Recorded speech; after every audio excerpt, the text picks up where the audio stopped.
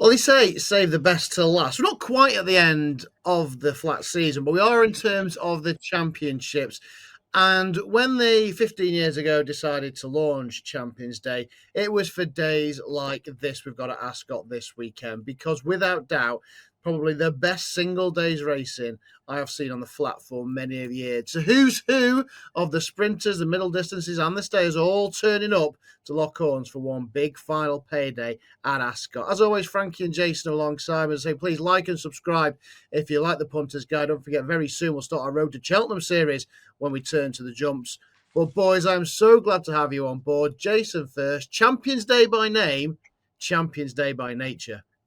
And right, well, so you've named it there regarding where we've got ratings for the championships races. That's what it's all about, isn't it? And a little tweak, if you like, the 2-year-old race thrown in there as well. There was something that was actually missing from the card, wasn't there? And they've been able to call it a conditions race. Obviously, this will be something going forward. They'll have the combined ratings for the top 3 or 4, however many, and then they'll go through and they'll be able to go to the pattern committee a little bit later on. So the race itself will be oversubscribed, which is brilliant, and we've got plenty in there rated with triple digits. So I think it's a nice little addition to what is already a wonderful card.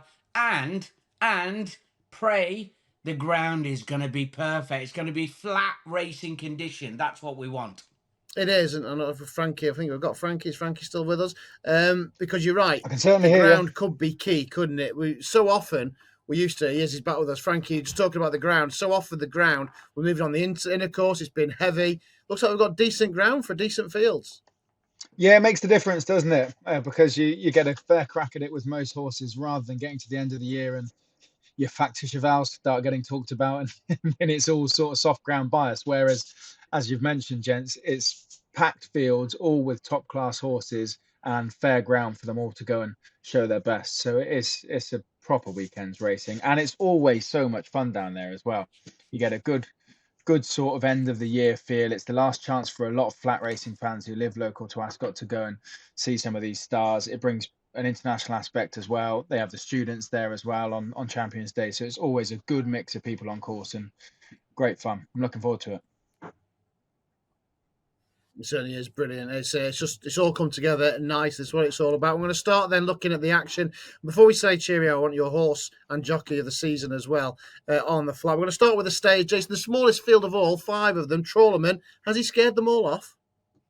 I think so. A little bit like the Cadran, really, wasn't it? Originally on Art Weekend, where there was next to nothing, and then they reopened, and we got a few more. So look, a couple have turned up. Al Kareem's been in sparkling form. If there was going to be anything, I mean, can Sweet William turn the form around? He sort of canted in behind him at York and didn't really pick up. The only one who has got a bit of upside in there, because we know so much about all of them, is Stay True. He put up a career best performance in the Betfred St Ledger, 114 for him. That was what he got off the back of that. That was by far and away his best. He probably needs another £6 jolt. He is getting the 3-year-old weight allowance, and over this distance, that is healthy, isn't it? He's going to get £7 from Trawlerman. So it already drags him just about to where he is. I think we could be in for a little bit of an upset in the opener. And Aidan O'Brien is gunning, isn't he, for that 28, the world record breaking 28 Group 1 victories or Grade 1 victories. He's desperate for a few this weekend. He certainly is, yes. Of course, he got his 22nd, 23rd it was the other week, wasn't it? With Prestige. 22nd, you're right. 22nd with the Phillies Mile. Yeah, he's still at the Breeders' Cup and a few in France and your Farmers of Futurity at Doncaster. So, yeah, big opportunity, though, for Aidan O'Brien, of course. Plenty of Group 1s on the card on Champions Day. So, Jason thinks we're starting with a shock. And we have had a lot of shocks in this meeting down the years, Frankie. Sure, you're going to stick with the Fav, though. I wouldn't back him. I wouldn't put him in an acca. I kind of on the same way of thinking. We know most things about the field, bar Stay True, who's on what just his 5th start and he's getting better with each run. So, whereas Trawlerman, you know what you're getting. Stay True may just have a little bit extra up his sleeve. I don't know if I'm strong enough to say there's definitely going to be an upset. I'm going to back him, but there's enough mystique about Stay True to make me not be that keen on Trawlerman at his price of 4-7, 1-2, whatever he is. So I don't think it's as straightforward as the market has it. And another point just to make on Sweet William, I'm sure John Gosden was saying that'll be him done for the year. So maybe he's going quite well at home to have another crack before he signs off his season. I might be wrong there, but I'm sure he was saying that'll be him. He's done his job at Donny. We'll put him away and we'll go again next year if all's good. So he might be in fine form to come and have a go at this as well. But yeah, it's not a Trawlerman all-in job for me by any means.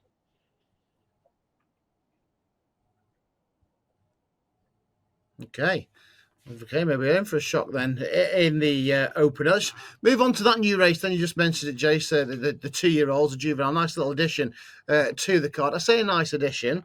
We've got a very, very warm order in Godolphin's words of truth.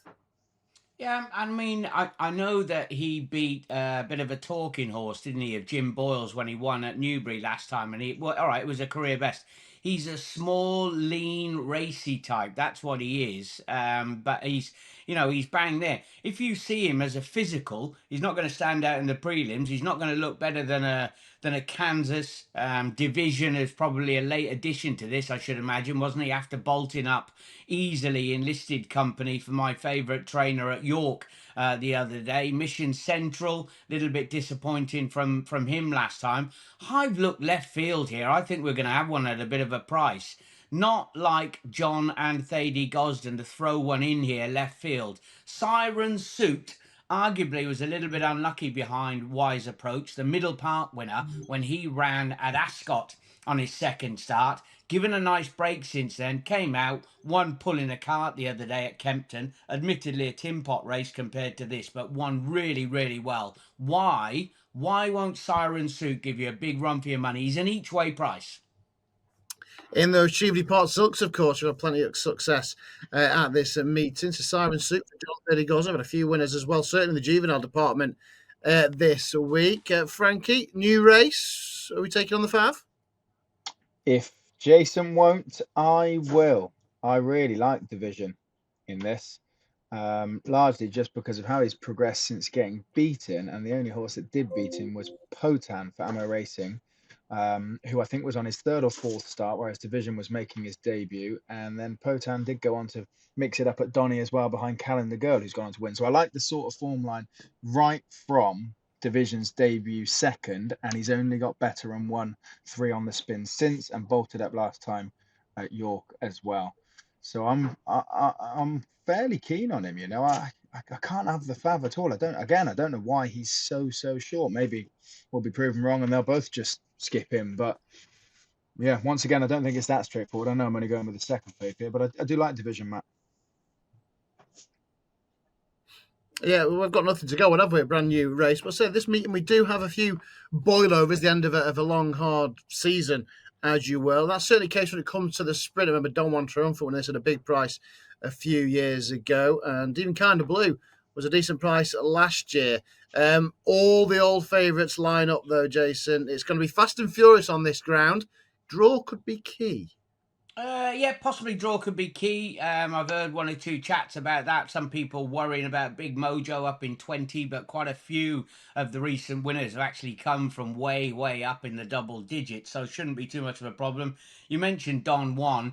It was you needed a tractor on that sort of ground, didn't you? That was what you really needed. This is going to be nothing like that. Now, will it be slow enough for Montasib? I gave him a chance, obviously, down over the minimum last time. He gave it away at the gate and then absolutely flew home at Newbury over 5. His first ever run over 5. He's fresh. He's prepping. He came in here perfect now. I think he's going to take a world of beating Montasib. What he mustn't do, and I will know within the first 50 yards of the race, if he completely fluffs his lines, I don't mind being him a little hesitant, but on the tail of the back group, if he walks out like he did at Newbury, he's going to have a mountain to climb. And that is where, he's probably one of those that the first 50 yards will decide my fate. But he's the class. He's got mojo drawn around him. All of the others, we know everything about them. We surely do, and he's already done you one big favour winning last year's Haydock Sprint Cup, of course, at a massive price for the Inform. William Haggis. We know we won't go through Champions Day without you tipping up a Haggis runner, Jason. Frankie, what wins the Champion Sprint? I'm almost bookending the draw, which might not be that smart, but if it's a high or a low one, I'm in the mix with either. I think Flora Bermuda should run well. She's a very backable each way price with champion Jock on board in this last year, and also ran well at Haydock last time out as well behind a couple of these. So I think she deserves to be in the shake-up, although from stall 1. And then the interesting one for me is Witness Stand out of 19. Colin Keane on board for Jamie Insole. Obviously got on the board at Goodwood and then was second. 6 furlongs. Just let him rip and see what happens. He's used to 7, even a mile, I think. But I think he's a fascinating contender if he just gets on that golden highway and says, catch me if you can. So I'm not sure what the instructions will be, but I don't think it'll be a hold-up ride anyway from Colin Keane. So Witness Stand, the main shout. Okay, I think we got it. We are losing Frankie. It's not a great connection to Frankie, I'm afraid. But we will crack on with Jason. We've got the fillies and mares, and kind of the Arc de Triomphe holds the key here, Jason, because we had a horse in Calpana who out wide and could probably be marked up for her 7th placed effort. And poor old Estrange was ruled out at the 11th hour. Yeah, bit of wide-itis, I think you called it, for a strange. I thought that was a great line. I did use that on numerous occasions subsequently. But again, the rain hasn't come for her, has it? You know, she's just not as good under these conditions. She'll get away with it and she'll run well as strange, but I can't see it. I know that the Doyler was pretty harsh on himself Arc Weekend when One Look got beat, but I couldn't understand why she should have won that contest. I thought she seemed to hold every opportunity. Big opportunity for Callum Rodriguez and Owen Burrows. Wada, who's been in super form. The Lily Langtry win was really, really good. But Calpana, surely. Now, if the winning prize here is what, 300,000? And Andrew Balding is about 600,000 or 700,000 behind Aiden at the moment. It just is not quite beyond the realms. This is the last big money day, along with Doncaster, obviously, and then there's a host of racing that Balding will be having a boatload of runners. He's looking for a big weekend. Calpana could just get him a little bit closer. Interesting. And Calpana for Jason. Frank just tipped up Flora Bermuda, which may help boost the funds as well. What wins the fillies and mares, Frankie?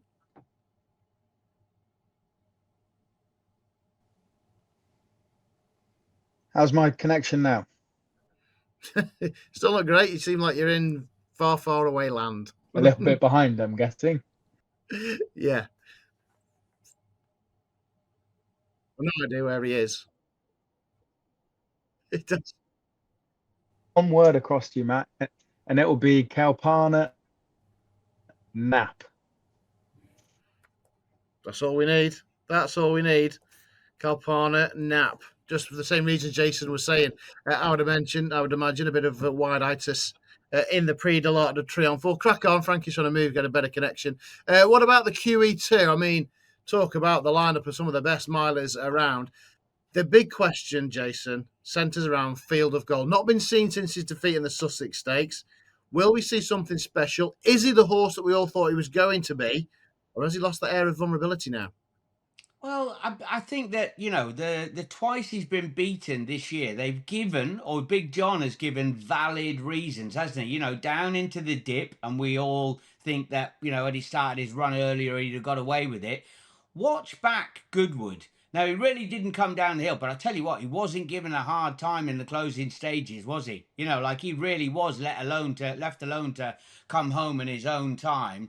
And dare I say it, he's managed to win on the round mile here, which was super impressive. He went on the outside of the field all the way in Ireland and won pulling a cart, didn't he? So he's done a similar sort of thing at Ascot. Looped and swooped the field, went clear. Surely because he's a big powerhouse, the straight mile is going to suit him down to the ground. I think he is one of those. They're going to have to build the net at the end of the straight to slow him down, aren't they? Big John doesn't miss many of these big days. And I'll tell you what, be a good couple of races, won't it, for Colin Keane if Calpana goes in and then Field of Gold was to go and follow. Why won't he? Why won't he? And I have to put in, Matt, you're looking at the prices, aren't you? I think he'll win. I think he's far too good for these.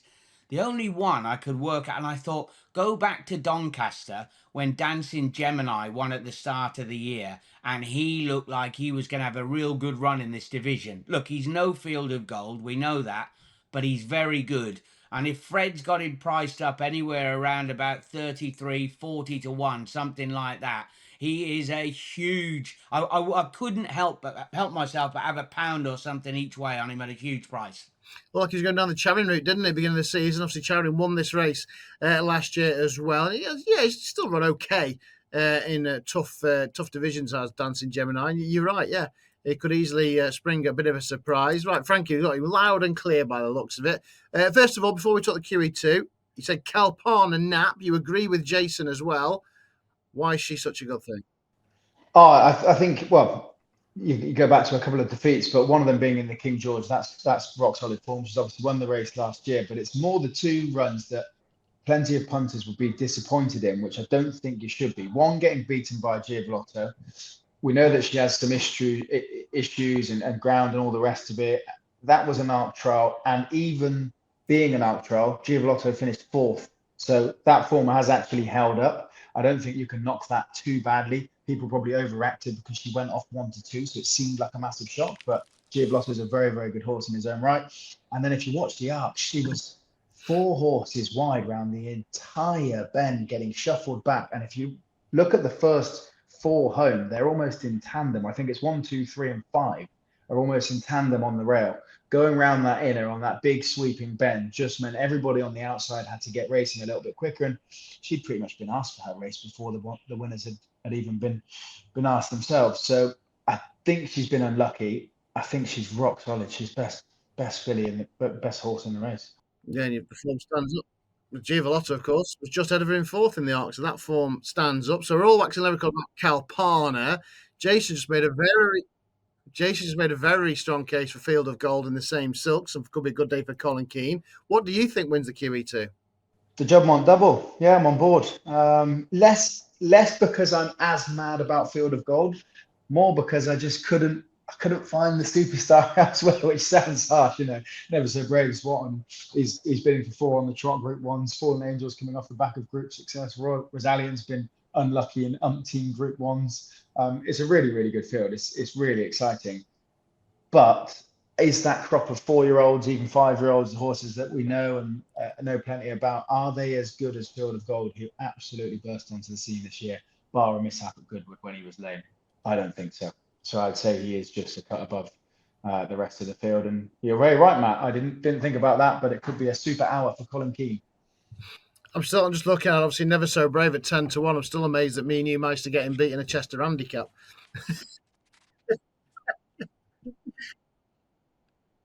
I mean, when you were saying, Matt, when you got in there, obviously I threw in Dancing Gemini, but Docklands, Yeah. Factor Cheval, Never So Brave you mentioned, Rosalian, we haven't even touched on him, Fallen Angels off the back of racking up the 3 Group 1s. You've got Alakazi, who's coming across for Murtar in the late Aga Khan colours. It's an absolute belter. What about the Lion in Winter? Who thought we'd have seen him in here in double digits at the start of the year?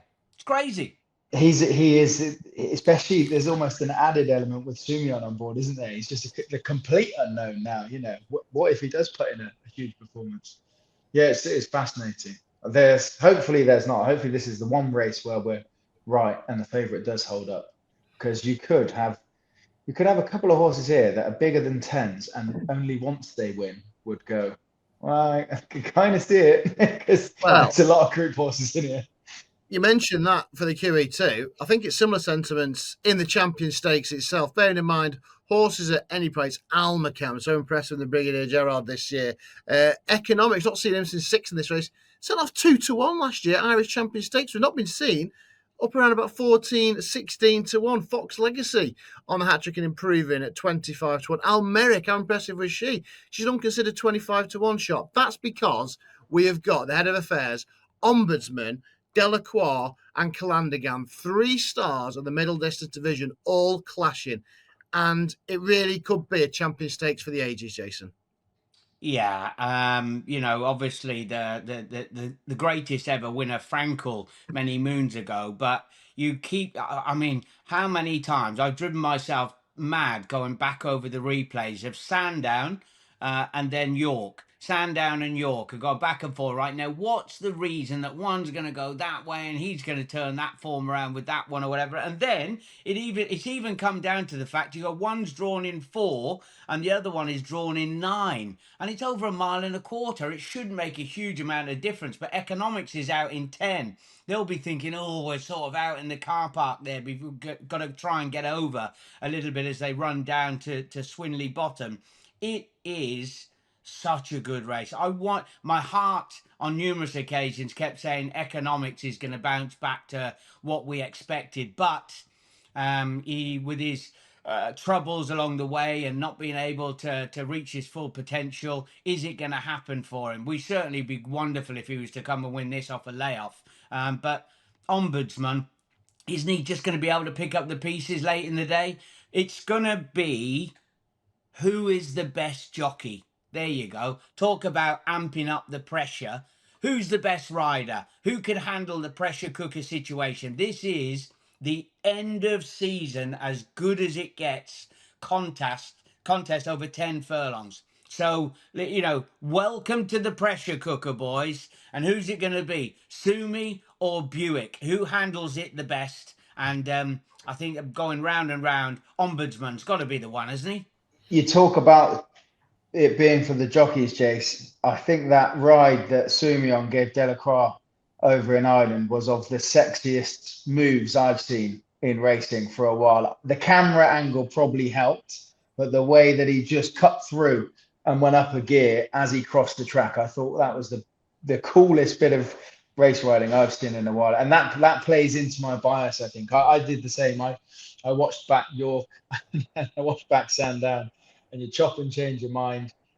And the only thing that I'm thinking, besides a bit of Sumion magic maybe, is just that downhill of York aiding Ombudsman more than he might get at Ascot. I feel like Delacroix feels more of a 4-wheel driver that can get into the ground and accelerate, whereas Ombudsman maybe more skips along the top of it. So it's going to be interesting, isn't it? I suppose Buick will probably make the move first and hope that Delacroix doesn't have the turn of foot to go to. Well, they've got pacemakers in there. Devil's Advocate, who's rated 109, I think it is. Mount Kilimanjaro, who was the pacemaker for Delacroix last time over at Leopardstown, he's in there rated 109. There should be no messing around at all. You remember when they set it up, the Aiden's team got it wrong, didn't they, in the Prince of Wales, when they went flat out and set it up for Ombudsman? They perfectly played into his hands. So they'll be playing a different game, make no mistake about that. And you've got in there the unknown quantity, Almeric, who, he won up at Ayr. We hadn't seen him since he won in the early part of the season. So, with Oisin on, and I'm talking about the riders, he's nearly getting a free cut at it. You've got a horse like Almeric, who's only been beaten once, is going to be, 20s? Something like that in the lineup. It's a ridiculous price, isn't it? Yeah, up at Ayr, yeah.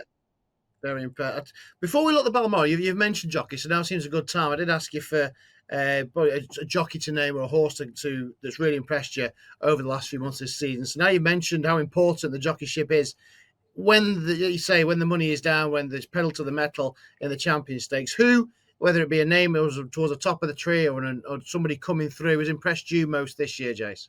Yeah, look, you'd be hard pushed to look anywhere than Oisin. The way he's ridden throughout the season, saying he's not going for the championship, he's absolutely bolted up. He's miles clear of Billy Loughnane. Hardly anything's been made of it because it hasn't been a contest. That is the Jockey's Championship, isn't it? When it's not a ding-dong battle, everybody forgets about it and you move on. It's nearly like we've had a pinch of more interest in the Andrew Baldwin, Aidan O'Brien battle, if you like, even though that looks like it's really nearly sort of gone over the hill. So he's been outstanding. So many 4 and 5 timers through the year, and his positioning has been absolutely key. He makes a difficult job look very easy a lot of the time, and he always talks it down. And then if you wanted someone left field, I'm a big fan of Lewis Edmonds. He'll be on EBT's guard in the Balmoral a little bit later on. When you talk about pilots who are making the most of what they get, like he doesn't get all the choice rides and the best of it, but he just doesn't make hardly any mistakes. And he's super strong, left-handed, right-handed. He's fluent, technically great. He's a great chatter when he comes back in. Lots of reasons to like them. But, if you wanted one standout, Oshin is champion. I'll say it there, boys. We're talking about it, the championship. The Apprentice Championship, that'll be crowned again as well on Saturday. Not heard a word about it all year, have we? Right? There's been the odd battle in recent seasons, and we've been all over it. What's happened this year? Not a word from anybody. Can you tell me who the top two are? Yes, because you mentioned it, and now I've forgotten who it was. Is it Joe Levy? Joe Levy and Jack Doughty. Yeah. Those two, right? And there's only 4 between them, actually. So it's got a lot closer. Joe Levy looked like he was gone and over the hill, but then he's had a next to nothing out of 27 rides, I think it is. And Jack Doughty was making a few inroads, but it hasn't happened. I just don't know. Starting after the grass season as I'm finishing here, maybe finish here. I don't know, but it's a bit of a mess at the moment, isn't it? It is, yeah. Roll on to Doncaster like tradition for them titles. I think you might be right because they'll be getting lots more chances back end, so still big handicaps to come to use their claims. So maybe it'd be fairer to use the entire turf this season. What about Jockey for you, Frankie? Yeah, consequently or subsequently, mine are the top 2 in the championship, which is fairly obvious, but I suppose for different reasons. Ashin just in the saddle, as Jay said, has been mustard all year. And then Billy Loughnane is my one to shout about, not just for his riding talents, but more so because as pundits or racing fans or people that, like a bet, it's very easy to forget how young he is and how much pressure he deals with in terms of big profile rides for very important people all over the world, conducting himself well in interviews. If I think back to what I was doing at his age, it was very, very different. And I think it's easy to forget that.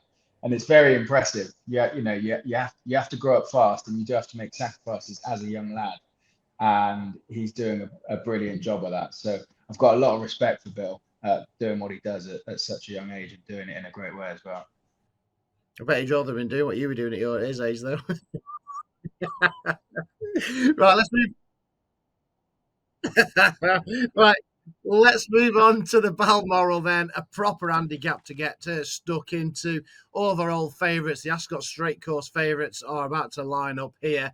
And a couple of new ones thrown into the mix. Crown of Oak's an interesting one, dropped back to the mile. What do you make of this one, Jace? Real decent field, as you would expect. For really good. The obvious ones you mentioned, Crown of Oaks, Shout, I thought was fascinating. A horse who'd been drawn out in the car park, I think it was, at Glorious Goodwood, comes back, wins as it likes. Who's on board? Oshin Murphy. His agent doesn't miss a trick, does he? And he could be still very well treated. I wanted to give old Randy a bit of a chance for Tony Martin coming across, but he's gone missing a little bit the last twice at Galway. And plenty of these I've put up on numerous occasions. The one who I think is still well handicapped and probably has been called a few names in the past throughout the year is Oliver Show. Now, he was beaten an absolute whisker by Godwinson and the Lincoln in the early part of the year after he was over in Bahrain. He's only £1 higher than that. He's beaten horses like Great Acclaim when they were really well handicapped. And Great Acclaim's gone all the way up from 88 to 100. And I know they improve at different rates. But if I'm going through it and I think ground is right, trip is right, I get Billy the Kid on board for George Bowie. He could easily be one of the super trainers, couldn't he, for one of the forces going forward. But Billy on board, a 33 to 1 shot, drawn in 22, could be in the right spot as well. Okay, Oliver Show, that'd be a nice way of bookending the year. Denied in the Lincoln, wins the Balmoral. What about you, Frankie? Yeah, worth keeping an eye on that team as well, Pompey Ventures. I think they were trying, I don't know how successful they were at the sales, but they were trying to make a go of Bahrain this year. So yeah, maybe he will head back out there for some sunshine. But as our season comes to a close overseas, they were definitely having a crack. Some old names, but Pedro gets a shout every time. Obviously, Holloway Boy is fascinating back from his travels. I think, did he once set a track record in the Chesham? He's still living off of that somewhat. He has picked up a couple of handicaps on the way. He's really interesting for Carl Burke, who's been having a great end to the season. My shout, besides shout, my actual shout, is the filly, Arasad, Charlie Johnston, and a bit of Spencer Magic on board. She's been going well enough. She likes a quick surface. She's consistent. You just see these sort of horses, and their day does come in a handicap. And if things fall right for her with Spencer on board today or Saturday, could be her day, I think. Okay, then. Right, we'll wrap it up shortly. First of all, though, I mentioned your jockey. We've got an equine start of the summer. Starting with you this time, Frankie. I've already mentioned it, and I suppose it was jockey inspired, but I really want Delacroix to win, and I really loved him winning at Leopard Sound. I think I just liked the way that he did it. It was sexy. The turn of foot's really good. To put Group 1 horses behind you in a matter of seconds, I think is really cool. And if he can win, that would solidify my answer, because he would have beaten an incredibly impressive field to close out his year. And then hopefully he'll probably try to fill the stallion boots for Coolmore as well. So he could be a name that's remembered if he signs off in style.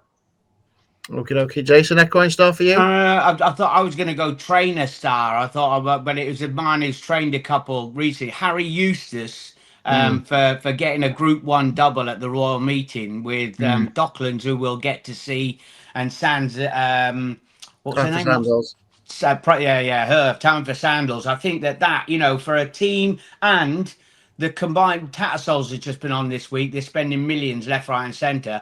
Combined total for that two, they cost £50,000 combined. So to come out and win a couple of Group 1s, I thought that was absolutely spectacular. So yeah, and do you know the one horse who runs on the card this weekend who hasn't reached his potential yet, and one of the best judges I know in the game said to me that he'll eat his hat if Almakam is not a Group 1 performer going forward. So whether we'll see it this year, let's hope he stays in training next year, because I just don't feel he's had a clean cut at it so far. So one horse to chalk down for next season. Yeah, he looked good in the Brigadier Jar, didn't he? At Sandown earlier on in the season. I'll keep an eye on Almakam. Right, Champions Day, champion bet. What is the best bet on a star-studded card, Jason Weaver? I mean, I couldn't put Montesub up, could I? Because it's a sprint and he got all them runners, but I do think he'll win. That's a perfect prep. What's wrong with Siren Suit at an each-way price for Gosden and Rab Havlin in the Cheveley Park colours as well? Rab is going to be under a massive amount of pressure. Will it be a Kirat up on the front end? Will it be a Summoner or a Maroof? All of those, remember those? Those are pacemakers that went wrong, and they won at 66s and 150 to 1. Those boys have got to set it up for the big guns later on, haven't they? So it'd be a nice timely boost to get Rab Havlin on the board. No, yes, then he's on Siren Suit, and I think, Frankie, we already know, because you were pretty damning in your verdict of Kalpana. Yep, stick with her. She definitely has a strong fan base, and they will have been somewhat disappointed this season and lost a few quid if you were backing her, but stick with her, keep the faith. She's a great price. I think she'll take all the beating. Brilliant stuff. There we are. Champions Day sorted. Hopefully we'll find you a few winners in what is just a brilliant card. Cannot wait for it. An early start, 12:55 on Saturday afternoon. Don't forget, like, subscribe. We'll let you know whenever there's a new Punters guide landing in your inbox. And don't forget, the road to Cheltenham starts very short as we turn our attention to the Jumps Boys and the Winters game. Right. Thanks to Jason. Thanks to Frankie. Enjoy a brilliant Champions Day at Ascot.